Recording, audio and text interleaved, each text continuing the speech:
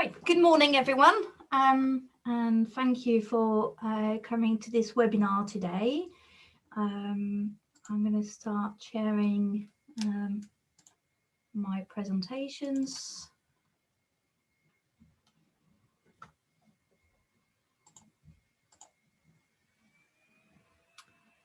Do you see my slides in greener? Yes. Okay, great. So yes, thank you very much everyone for coming today. And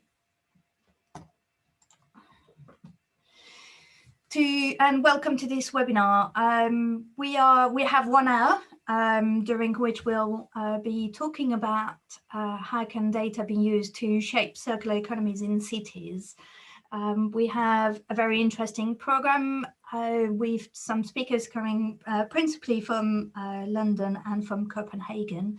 And this webinar is is put into the context of a project called Circuit, which I'll give you a little bit of background about.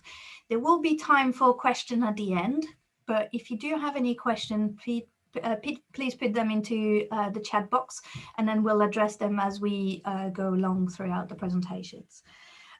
Each speaker is given 10 minutes, and we'll stick to the time in order to give you time for the questions. Please keep your microphone muted in order to avoid any echoes into the presentations.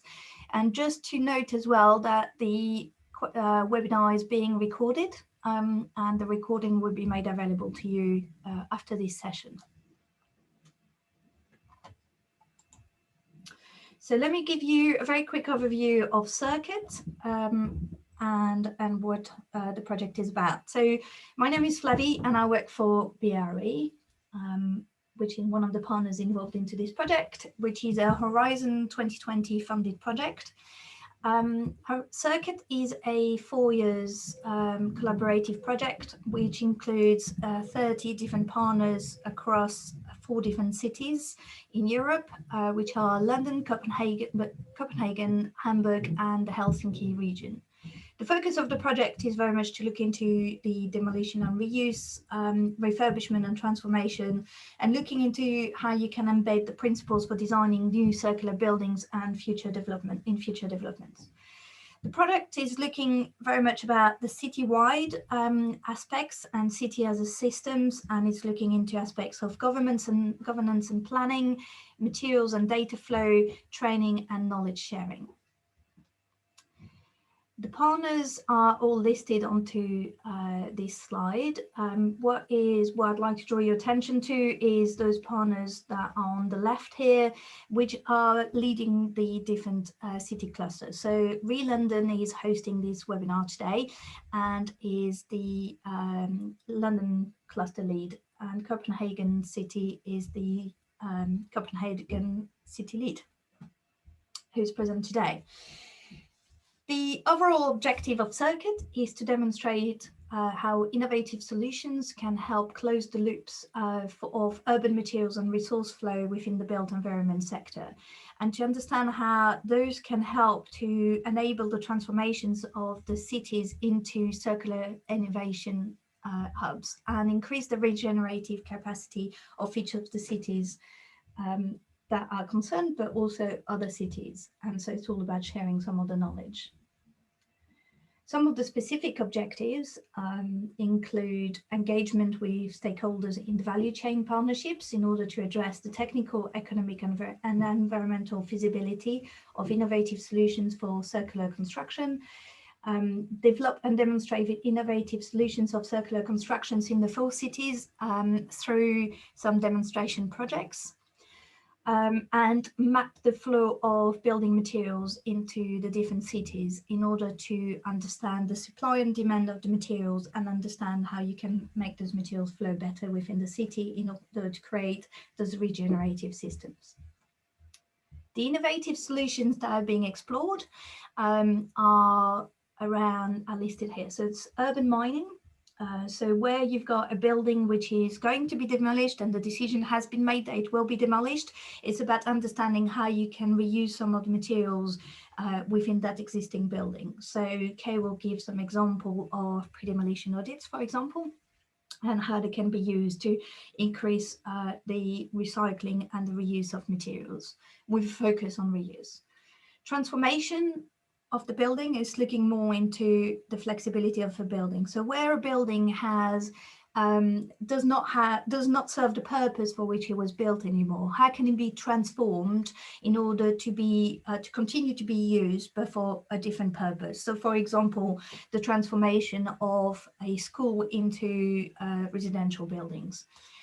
And flexible building design is very much about kind of looking into where the decision's been made for a building to be, a new building to be built, and how can you start embedding some of the principles of circular economy to enable that building to later be, to extend the life of this building throughout.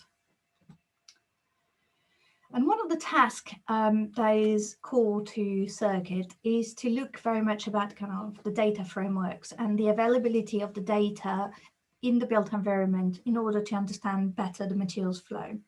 So the aim of this task is to create a consistent and comprehensive approach to data collection, analysis and management to enable the movement of the concept of creating buildings as materials banks.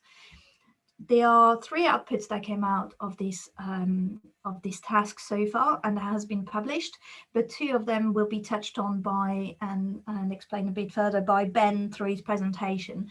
The first one is on the state of the art and materials flow data in the built environment, but Ben will specifically focus on the second one, which is looking into the recommendations for improving the capture of materials flow data in the built environment.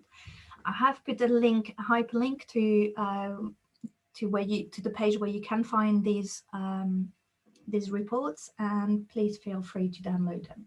So I will now hand over to Ben, who will be looking into explaining to you a little bit more about the report that we've published in January to explain how data can support circular decision making in cities. So I will stop sharing my presentation now, and I will hand over to Ben.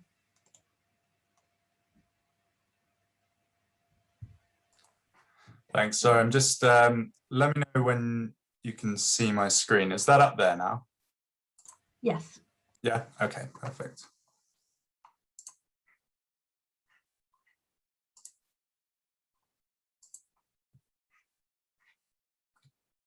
Okay, yeah, so thanks very much, Flavie, and thanks everyone for coming along this morning.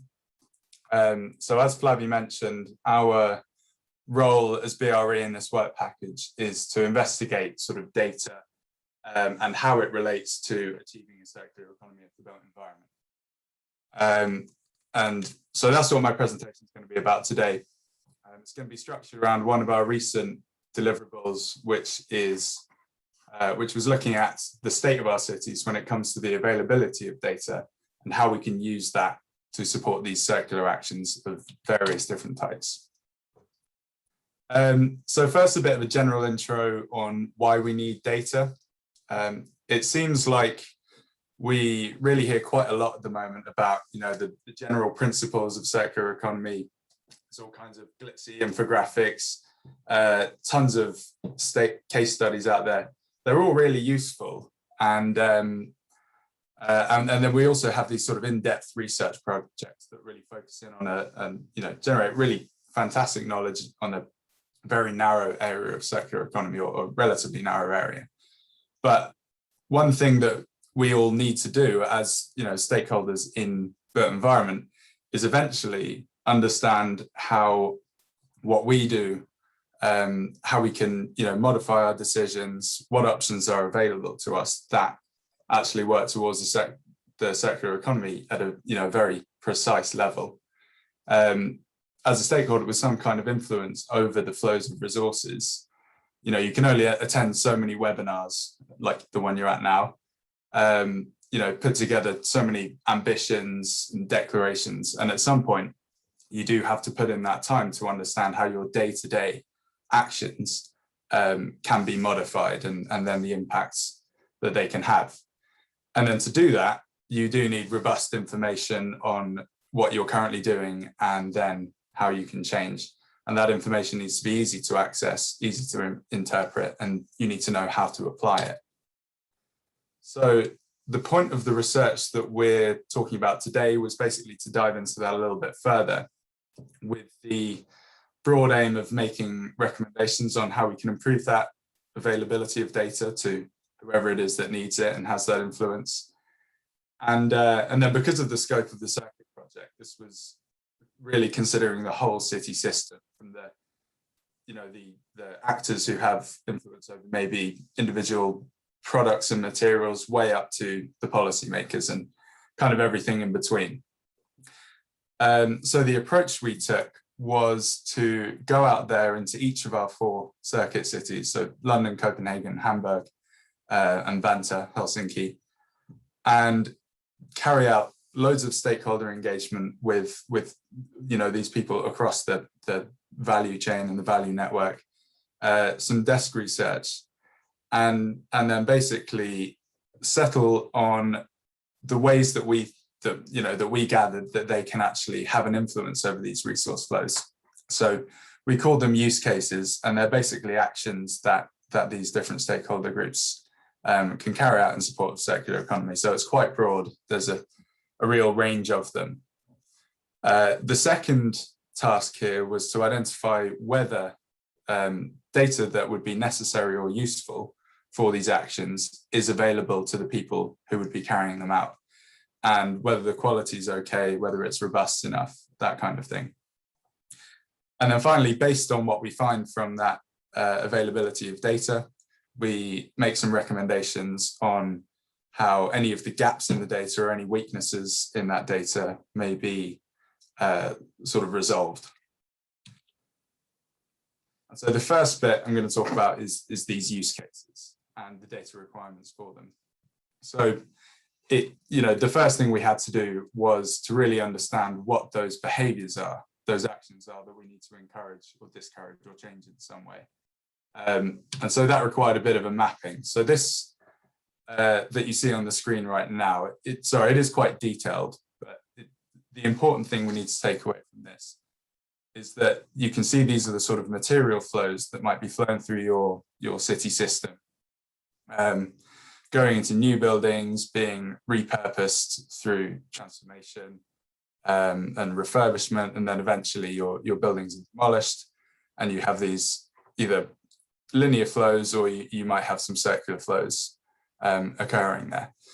But the important thing is that there's these various different people, these different groups at different points along the sort of material resource chain that have some kind of influence. It might be direct or it might be fairly indirect over what's happening here. So they might influence the size of the material flows, they might influence the quantity that goes into these circular flows, whether buildings are refurbished rather than demolished, that kind of thing. But the important thing is there's lots and lots of different actors with some level of influence. And up here we've got sort of local government, and this really is a work in progress. It's not necessarily set in stone. It's more of a conceptual diagram, but it kind of helps you to see that there are all these different people who have that impact. And then these all dotted red lines are just an indication of information flows. So there's a lot of complex stuff going on there. And so this is a bit of a subset of some of the use cases that we identified. So definitely not all the actor groups or the stakeholder groups are on here, but I had to kind of cut it down just for the sake of brevity today. But for example, if you're a design team, you're looking to design for adaptability, an extremely useful piece of data would be to understand how different design specifications can actually influence your overall building adaptability. If you're a construction team looking to procure circular materials and products, you'll need to understand at some stage, you'll need information that you can compare on those different products and on those different materials to understand which ones are the most circular. project clients might do the same if looking to employ organizations who have good circular economy attributes. Again, there's a need for standardized data there. An estate manager, for example, who is looking at whether to transform one of their buildings or replace one of their buildings or just leave it as it is, they might take social value into account of the building that's there, the building that might replace it, or the building that it could be transformed to. You can do that for any value. Social value is just an example. Demolition contractors, if they're looking to reclaim as much material as possible in a building that they are responsible for taking apart, a pre-demolition audit is extremely useful for that, and Kay will be giving a bit more detail on that in a little bit. And then policymakers, they might want to benchmark their progress as a city in general, or they might want to promote circular design, management of buildings. And so for that kind of thing, you need to understand what's happening in your building stock. You need to understand what the likely impacts of any changes you make are going to be. So having created a load of these different use cases and investigated and sort of come to an idea of what kind of data would be required for them, which we got from our stakeholder engagement and our research, we had a little look into the actual availability and the data quality of these requirements. And this is a little snapshot of what we came up with. So in each city, our partners went out and investigated this. And for the most part, I'd say this is... 1 minute, Ben. Thanks. This is fairly representative of what we found. So a lot of red indicating that either the data just wasn't there or it wasn't available at all, and then yellow being somewhere in between, green being available, grey being unknown. And in general, we found that just what we need, or what these stakeholders need, is not really there. So a lot of the time that's because it's simply not being captured in the first place. The quality or the validity of the data could be pretty questionable. Maybe it is being collected by one stakeholder group, but it's actually useful to another one, but that exchange isn't occurring. There might be, it might not be known exactly what actions you can take to promote circular economy. So on the whole, a relatively negative look at what we have at the moment. And so based on that, we made a set of recommendations. And I'm not going to read them out because there's a lot of detail there and it would take forever. So I'm just going to go through the general categories. So some of them, as I said, that data is just not being collected in the first place. So, researchers and industry need to go out and actually capture that data. So, that might be looking at what makes some particular material, whether it's hazardous, whether it's suitable for recycling, how efficiently are existing assets being used. Some of those recommendations are on that exchange of data where it does exist, but it's just not making its way to the right people. A lot of this is all around data standardization and interoperability as well. That just needs to occur so that you can compare data between different points and you can exchange it properly. And then another sort of slightly different one is that we integrate certain types of data into city-level databases, and that's where it really becomes quite useful for the policymakers and the local government, especially for things like benchmarking. So I know I don't have a load of time, but I'll quickly whiz through this. So for example, if you're a local authority and you want to set some benchmarks for recycled content in your new buildings, what you'll need there is a kind of chain of data coming up from the buildings within your building stock. So that will need to be captured by construction teams, for example, on the buildings they're creating. They'll report, the recycled content on that. And then for them to understand that, they need information from your product manufacturers and or suppliers who've actually captured data from their raw material suppliers on the recycled content. And then a quick example going back along the chain, for a building manager to repair the products within their building and therefore extend the lifespan of their building, they'll need information supplied to them from the construction team potentially, or from that onward chain, initially starting with product manufacturer guidelines on how to repair those products. So there's all kinds of examples like this, and it's extremely complex, but hopefully that helps to bring it to life a little bit. So this has been a really high-level whiz through, but the point is just to get people aware that data is pretty fundamental to this transition if we really want to make those precise and accurate changes that we need to as these different stakeholder groups. So go and have a look at that report. I think we could probably put it in the chat. And then those recommendations in there are kind of more like a roadmap for where we need to go with data. But what we're doing now in our current work stream is kind of going that next step and saying, as stakeholder X or stakeholder group Y, this is exactly the kind of data we need, and this is exactly how we'll apply it. So we should be reporting on that later on this year. So watch out for that. And thanks very much for listening.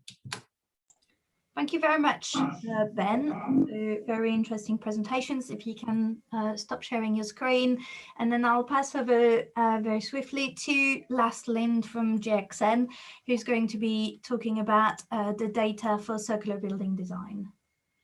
Yes, thank you, Flavie. I will share my screen here, and I hope that you all see it now.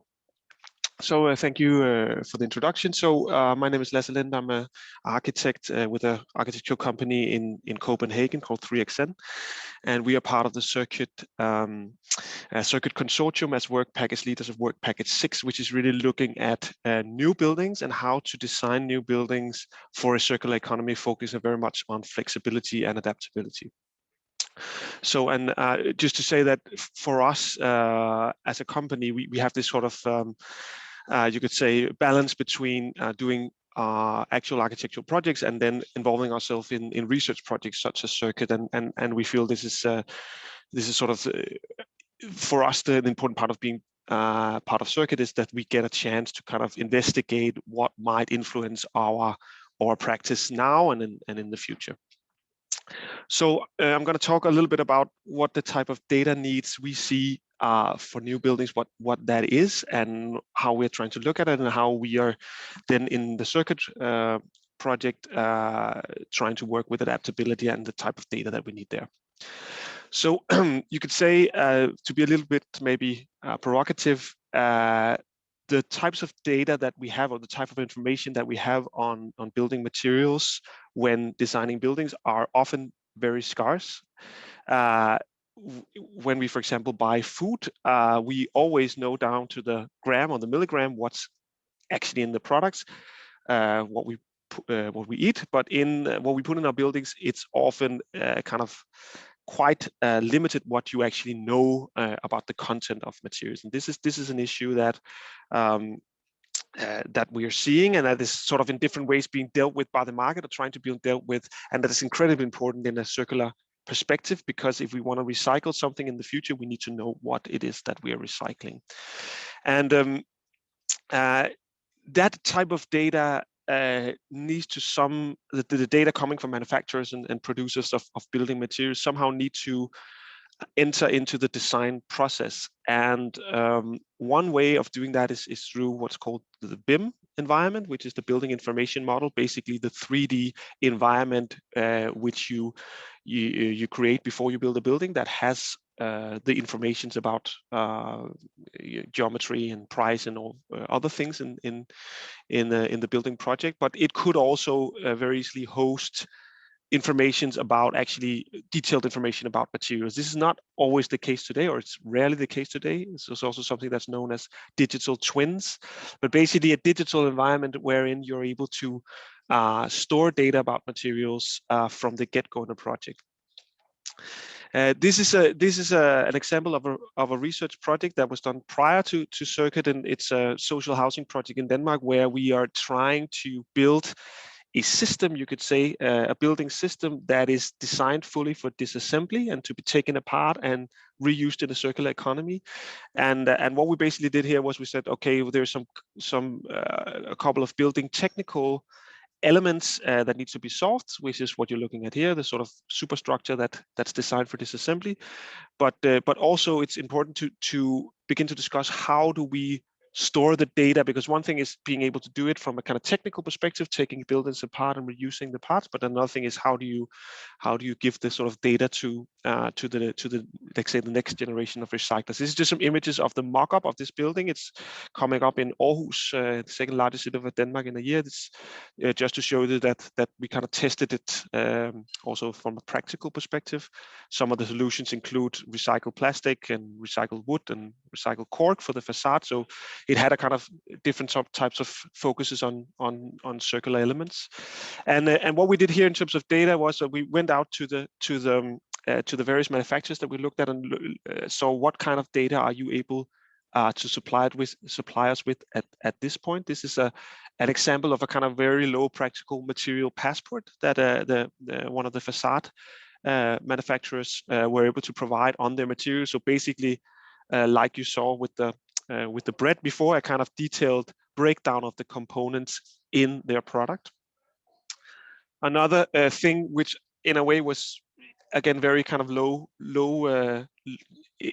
tech solution, you could say almost, is actually that in all the concrete elements we are casting in RFID chips that has available data on the actual building components. So this would be a very, you could say, one-to-one type material passport where you basically physically can scan the different elements, and this could be one way of doing it. So what we are now looking at Circuit is both the sort of the principles and also the kind of practical aspects of how do we design something for disassembly and something to be prepared for the circular economy in the future when we build new buildings. So we look at three kind of layers of what you could say adaptability. We look at multifunctionality. How can we design things that can change function over time? We look at transformability. So that could be how can we design something that can become either larger or bigger, the apartment sizes, or smaller or bigger over time. And then finally, remountability. How can we design something that is fully remountable and can be taken apart in its constituent parts, basically.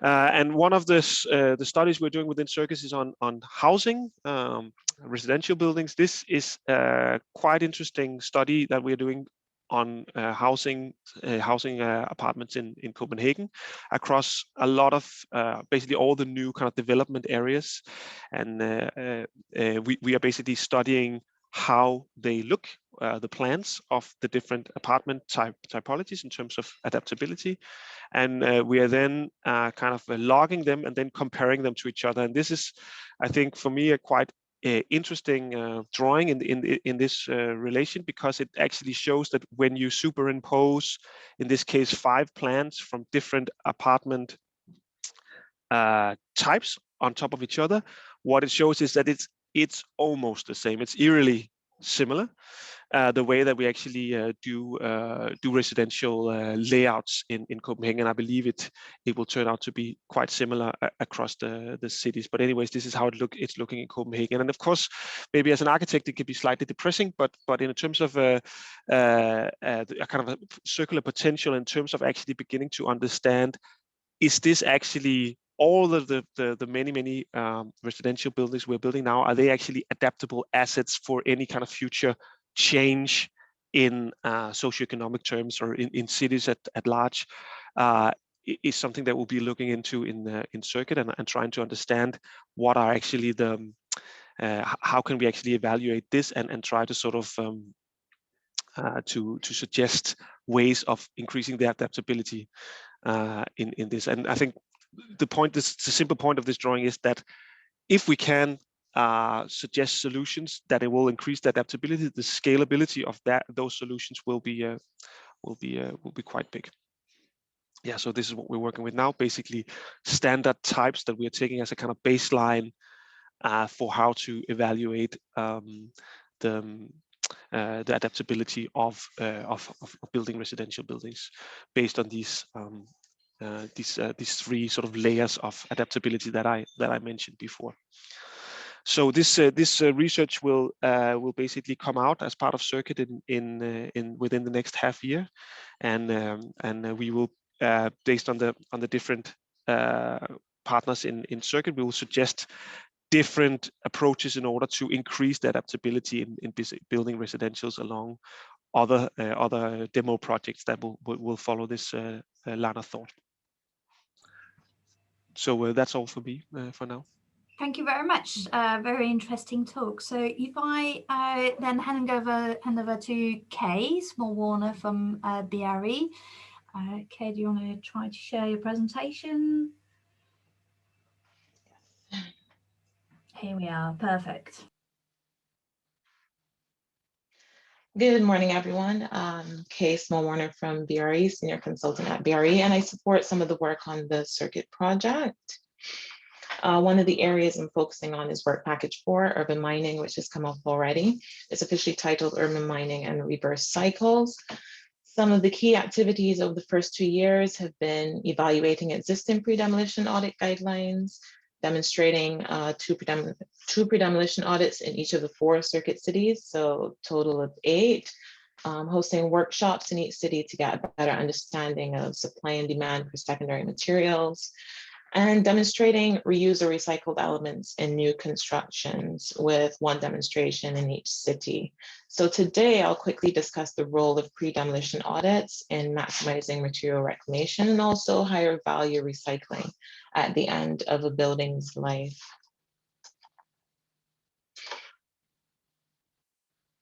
Okay, so, well, what is a pre-demolition audit? Well, this helps us prepare for the products and materials that will arise from demolition and renovation activity. And as an outcome of Europe's first circular economy action plan, the European Commission published guidance for these audits.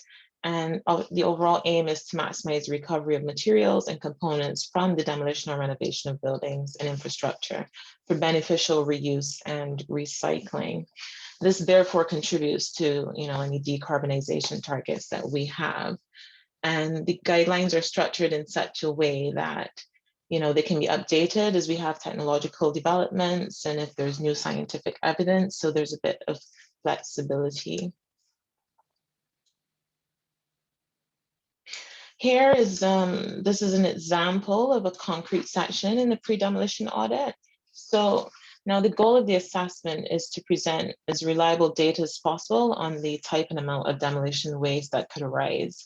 So it's typically based on combining a desktop study that analyzes building data such as floor plans, using drawings, and then also doing a building survey that enables more visual inspection. So, and gathering additional information that may not be available from drawings, or if things have changed since the building, since the structure has been built and it's not recorded.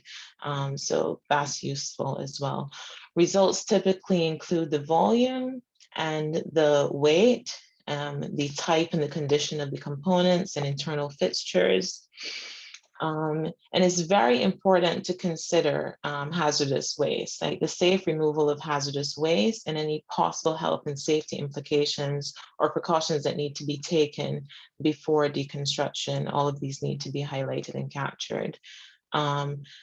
Another key element is considering how easy it could be to recover the materials. So as Lasse mentioned, we sometimes don't know what's in materials. Has everything been glued together? What type of mortar has been used? There are many considerations to facilitate deconstruction. So this is now a diagram that shows the typical actors involved in the overall process. This builds on what Ben presented earlier, showing that there are many people involved. So really, this is pretty much everyone. So we see it starts with building owner.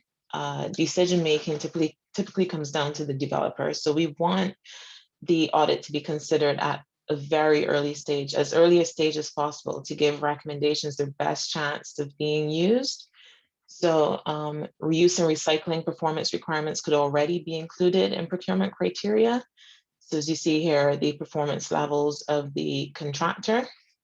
And then if we take a look at the products manufacturer, we see that it feeds into the waste audit regarding the requirements for quality and segregation of waste.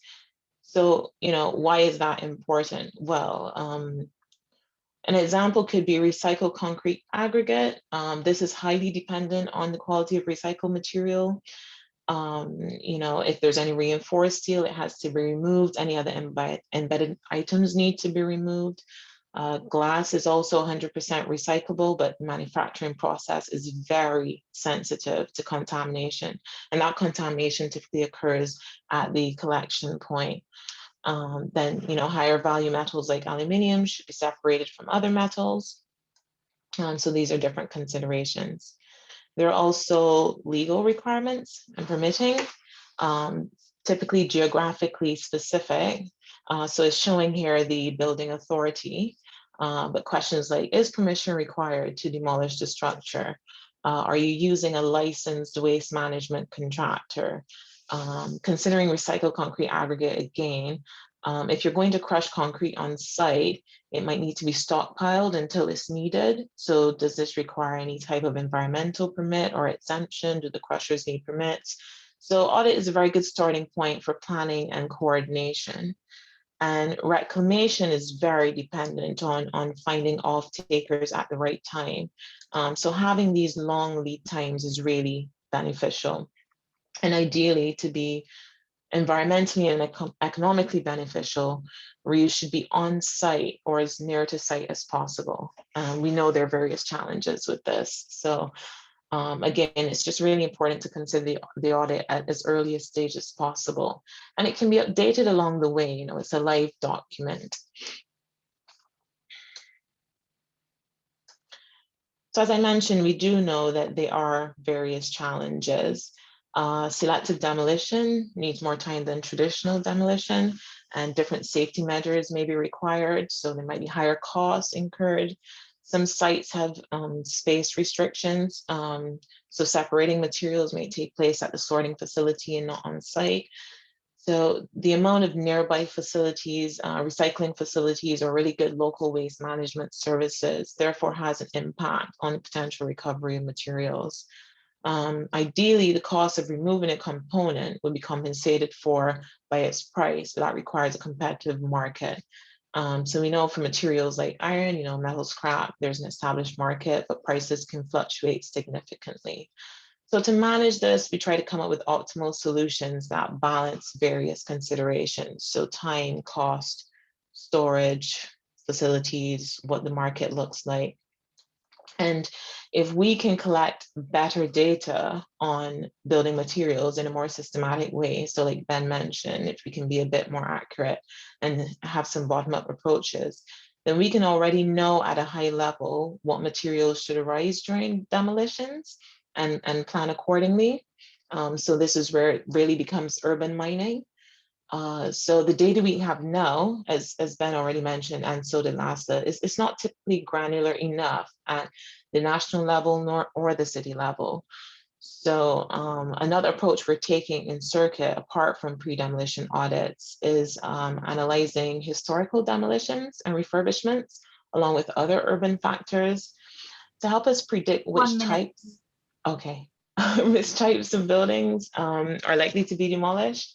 And then if we know the typical materials from those building types, we can try to predict what materials will arise, but there are limitations with aggregating the data.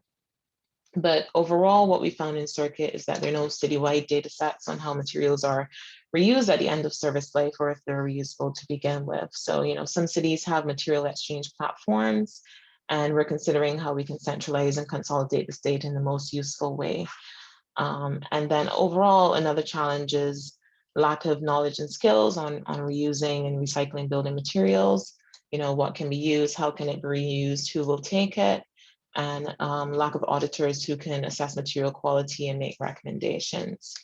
And commonly across Europe, well, in the EU, there's a common theme of low confidence in the quality of secondary building materials. So to quickly wrap up, the Green Deal on Sustainable Dismantling is a recent initiative in Finland.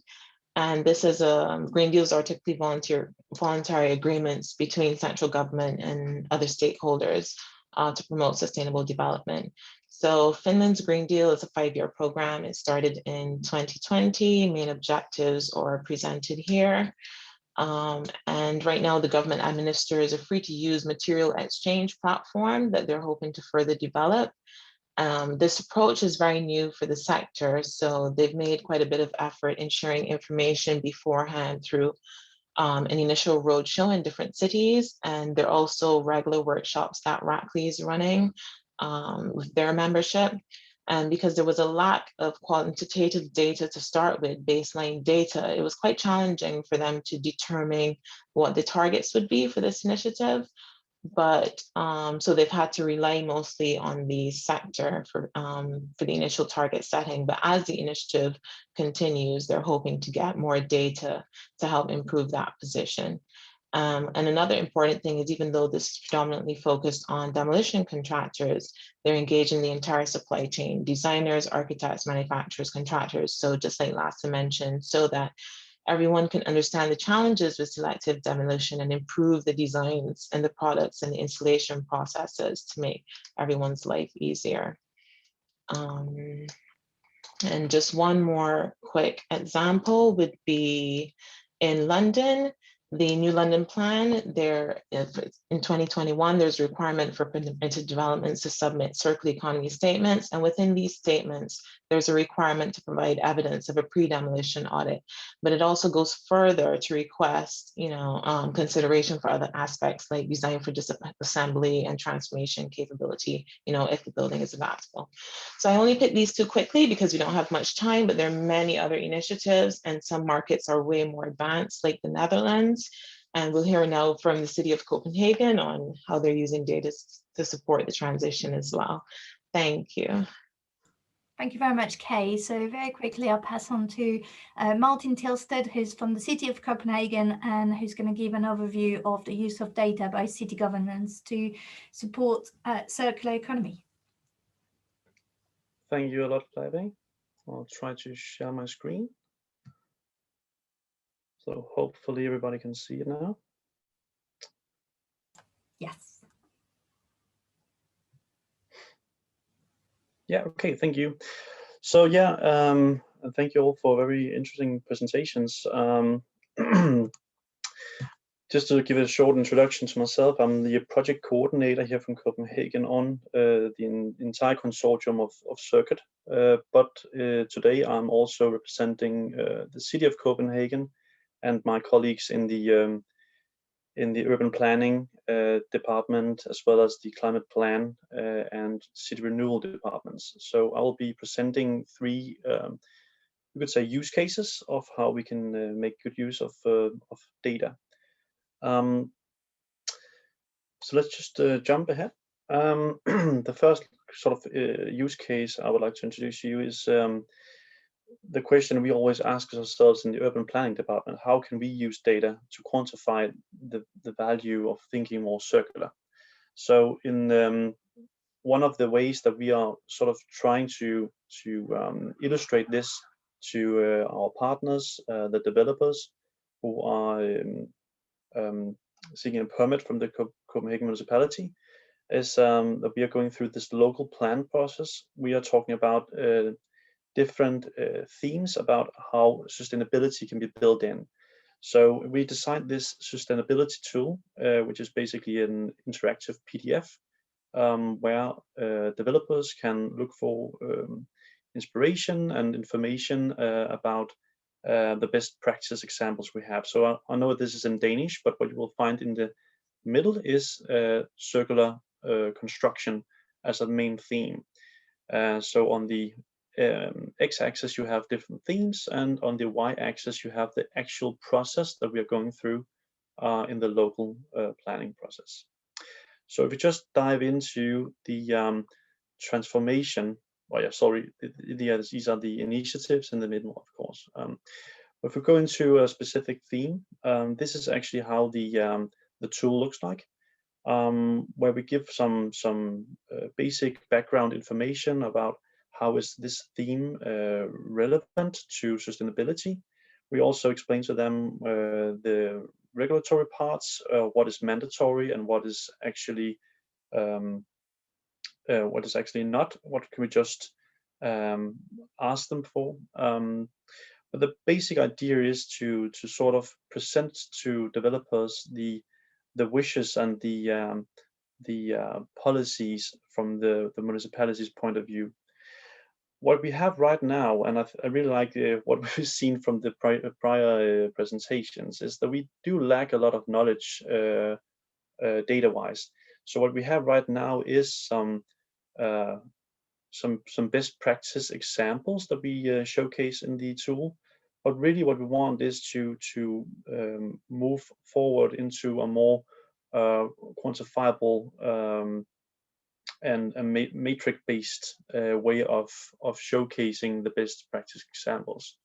So in the sustainability tool, you have this appendix you end up with, and right now it's just setting dots about, okay, I did this initiative, but really if we could compare the specific initiative for this specific construction work with a reference project, that would really showcase the return on investment for the developer, and we think that is one of the prior motivations they have. So this is one of the use cases that we are looking into in Circuit. The other way we are looking into this is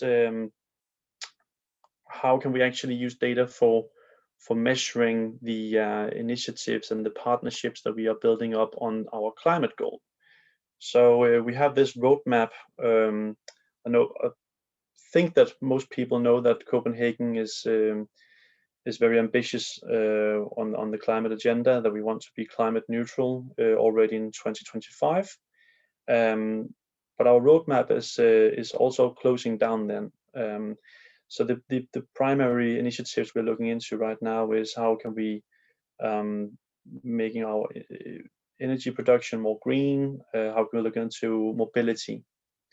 But the tricky part is actually that when we end up in 2025 and we have to look forward, we are looking into the scope 3 sort of themes, where we find construction and the entire consumption-based measurement. And this actually creates some paradoxes, because in the way that we are looking at climate change right now, we are primarily looking at how can we be more energy and heating efficient. But how about that in scope 3, where more insulation of a building, for instance, would also create a higher climate impact, just based on having more materials in the construction. So my example is that I brought is this is a solar panel potential mapping we did of Copenhagen, but really the idea is that if we could highlight the in a more holistic way the actual initiatives of renewing the construction or building a new building for the entirety of the life cycle, we could then be more proactive in our strategic work. So for the solar panel potential, we can summarize it in different ways, and in this case, for instance, this provides us with information on who should we actually work together with. Is this private companies, or is it, for instance, in the center we have the municipality itself and our own buildings? What are the potential of putting up solar panels here? So really this provides us with a very broad overview of climate initiatives and their potential with regards to construction. So we hope we can build up a database regarding that. The third use case I would like to present is our renewal department, their projects. So basically, it is a financial supporting system for renovation projects around the city. We are having new projects coming in annually, and each project will run for 5 years. So interestingly enough, this is in its core a circular construction initiative, since we are extending the lifespan of a building. But we are actually choosing the renewal projects based on socioeconomic data, given that we have an idea that improving the built environment for instance, in social housing areas, we will also improve the quality of life and thereby counter the social deficiencies. So we are looking into, for instance, the income level and educational level. What we want to is develop a new sort of data set, a new map that can provide us with the transformation potential also. So this is from our partners at DTU. They've done some research and a thesis on how to actually estimate transformation potential. And what they came up with was the transformation potential is can be divided into 4 dimensions: the dimension, area, the position, disassembly, and capacity. And again, I don't have the time to dive into it, but basically these 4 factors influence the 1 minute. the value creation. Yeah, thank you. The potential for creating new value when renovating a building. So so in this case, this is a case from their thesis. You can see that the specific building type that they looked into had these different scores, and in the left diagram, you can see how the transformation potential can be summarized in a very easily read diagram. But really, this creates this kind of overview. So if we were able to actually put this into a city map and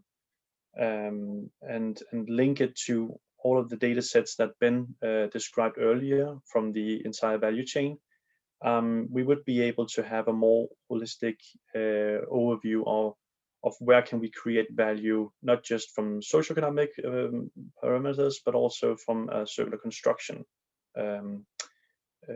aspect.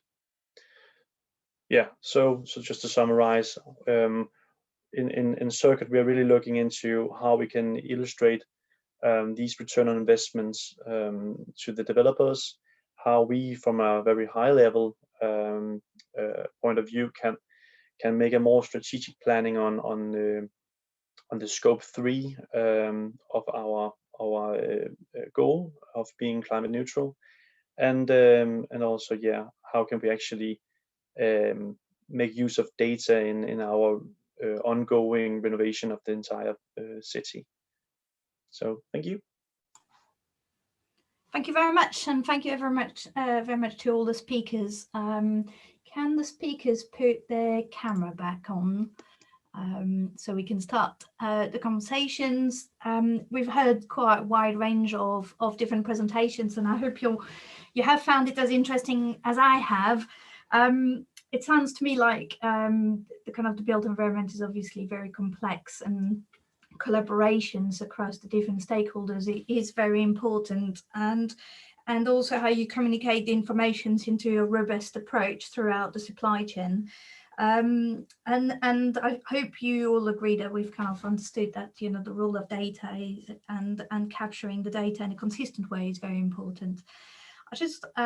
We've got one question from one of the audience, which is basically, what's the advice for which materials exchange platform to use or grow in London? So how would you go about doing this?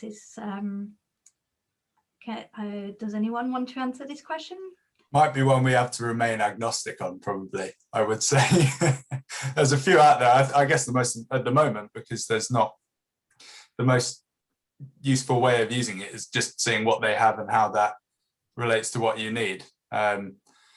Could mention that it is something we're looking at working on in Circuit as well. And I know there's work going on in IROG as well, the Major Infrastructure Resource Optimization Group. So yeah, I'm not going to say any names though. Can I maybe turn the question in a slightly different way, if I may, from the person who asked it, and maybe just kind of say, can ask the panel, what do you think, how important do you think the role of local authorities, government and EU is in enabling the transition to circular economy? Martin, maybe you might, is that okay if you, from your kind of city point of view, how do you feel the kind of the role that you play at city level has helped and enabled the kind of this transition and this move? And what was your motivation for starting? Well, just a quick disclaimer that I'm not actually working in the urban planning department as such. So I might be a bit vague in this, but really I see that the cities have a big responsibility, and also think we have a very key role in pushing this agenda. But from our own, I mean, in Circuit, our own research into the actual opportunities for cities to require new circular initiatives to take place is actually pretty limited. As cities, we have almost none real regulatory measures to require this. So in Copenhagen, we are really looking into how can we improve the dialogue. It's so to us, it's more the carrot than the whip. And we really think that that building up knowledge and the circular capacity in our city and value chain is the way to go forward with this. And I think data is really important because it creates transparency. Yeah. No, I agree. It's not very simple. And I often kind of wonder whether a lot of people say, well, the government's not asking for some of these measures to be taken, so therefore there's no need to do anything. But I actually think it's interesting when I hear what Lasse, what you've been doing, and what is your kind of driver for doing the work that you're doing? Yeah, I think it's actually what we see right now, especially in London, actually, is that the market is becoming the driver. That, for example, a lot of tenants for large commercial buildings are asking for circular economic solutions because they know that their customers a few years down the line will want to have this, and they will ask their suppliers, what is your stance on this? So I think the market is picking up for sure. And I think in terms of the question regarding the cities, I think actually it's a good approach that Copenhagen has with kind of increased dialogue, because you could say maybe the city has a kind of soft power in that way, because it's if developers are trying to build something, a sort of you're trying to basically comply with what the city wants. So if the city says we want this, like the GLA has done with circular economy, that will definitely also drive the market. For us, for me personally, or for our company, we've actually been working with the circular economy for quite a few years. And I think what started this for us was, I guess, just an understanding that the built environment is such a big part of the issues regarding waste creation and embodied carbon and carbon in general. So it's it's something that makes sense for us to be involved with and try to be part of a solution too. So yeah. That was great. Thank you very much. I'm just conscious of time. There's just one last very quick question. A barrier to reuse of materials seems to be a lack of storage space. Has any data been collected on the size of this issue? I could Ben, probably come in on that. you've got 30 As far seconds. as I've found so far, or not as far as we've found, pretty much. And this is one of those things that just keeps on coming up in our interviews that we've undertaken as part of this research, and in various other work packages, is that it's not always that obvious who you should go to at which point, and to undertake which type of thing you want to do. Storage space is a major one, but you could also think about testing facilities, pre-demolition auditors. It seems like there is a need for all of that information to be centralized and available, probably through authority or similar. Thank you very much. And Kay, if I may just finish with you just for 10 seconds. Yeah, I can't say off the top of my head any quantitative data, but yes, especially because of the competition for space in very densely populated cities. There is a battle for even salvage yards, or when you're on site with high-rise buildings, to have any space to store materials. So this is quite common. I'll probably have to follow up with that on individual studies, but this is a very common problem, and there's lots of information on it. That's great. Yeah. Well, thank you very much. And I think what Circuit is doing at this initial stage is to identify some of these issues, and hopefully there will be some tools that come out of these projects and some case studies and some demonstrations, which hopefully will help to kind of answer some of the questions. So thank you very much for listening today. And thank you very much for all the speakers and those very interesting presentations. The webinar has been recorded and it will be available through our website. And if you have any questions specific to the speakers, then please get in touch with us via London, and I'm sure we'll be very happy to answer. So thank you very much, and bye everyone. Thank you. Bye.